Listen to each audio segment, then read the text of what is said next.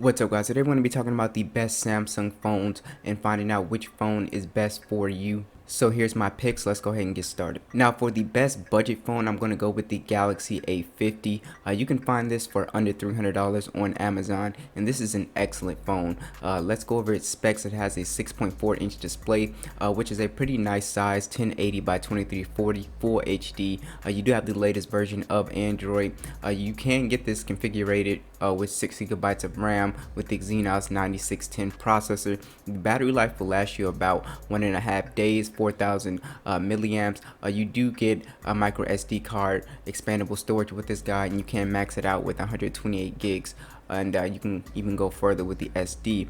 So one of the things I loved about this phone was the display was really awesome. It's got Samsung's top-notch quality display.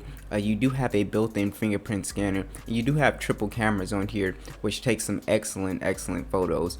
So this is a really great phone. It comes in some really awesome colors as well. You do have little teardrop notch on here, so a really beautiful design, great display, great cameras. This is just the best budget phone you can get.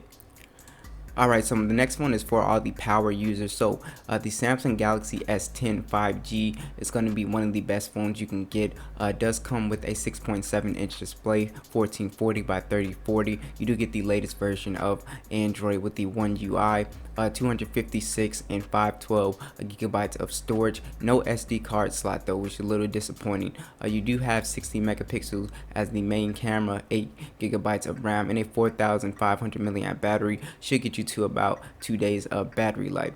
So this has the built-in fingerprint scanner. You do have really awesome stereo speakers that are really nice and loud. You also have fast charging with 25 watts, and the cameras on this phone is top notch. It takes gorgeous pictures up there with the Google Pixel and iPhone. Now for the best mid-range phone, I'm going to give it to the Samsung Galaxy S10e. Did not disappoint, and I like that it has one punch hole design. It's not as distracting as those two cameras on the S10. This comes in some really awesome colors as well. You can see with the yellow color and stuff like that. This is a great little mid-range phone because it comes in at a fair price of about $500 something. It comes with the latest version of Android, a 5.8-inch display, 1080 by 2280. You do get the Snapdragon 855 processor, 6 or 8 gigabytes of RAM, 128 and 256 gigabytes of storage, a 3,100 milliamp battery, which should get you through about the day. You do have 12 megapixel, 16 megapixel camera. You do have a 10 megapixel front facing camera. So this is one of the cheapest Galaxy S phones you can get. You're still getting an excellent camera, a beautiful design, and I really like the one punch hole display. It's just a really awesome phone. So if you're looking for something which is pretty much like the Galaxy S10 but a little smaller, some crazy colors, and this will definitely be the phone for you. Now the next phone is for anybody who's trying to buy a used phone. I would recommend you get the Samsung Galaxy S9. It comes in at a really great price as well. So the S9, the design actually still looks great for late 2019. Its specs are still actually pretty good. It has Android 9.0, a 5.8-inch display, 1440 by 2960 Full HD, beautiful. The same AMOLED display. You do have Snapdragon 845 processor, 4 gigabytes of RAM, and you can max this out with 256 gigs. A 3,000 milliamp battery should get you through about the day, no problem.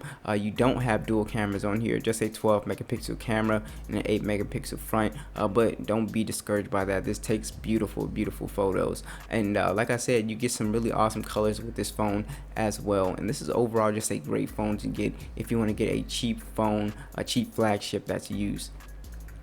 So last is one of the best sort of ultra cheap phones you can get is the Samsung Galaxy A10. Comes in at about $144. The specs aren't all that, so you're getting what you pay for with this one. You have a 6.2-inch display.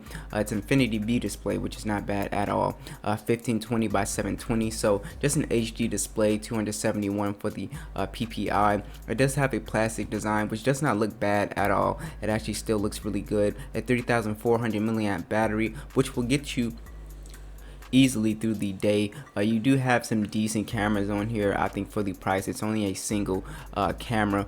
You do have 2 GB of RAM, so this is not for the power user at all. This is really just for doing the basic stuff. 32 GB of storage.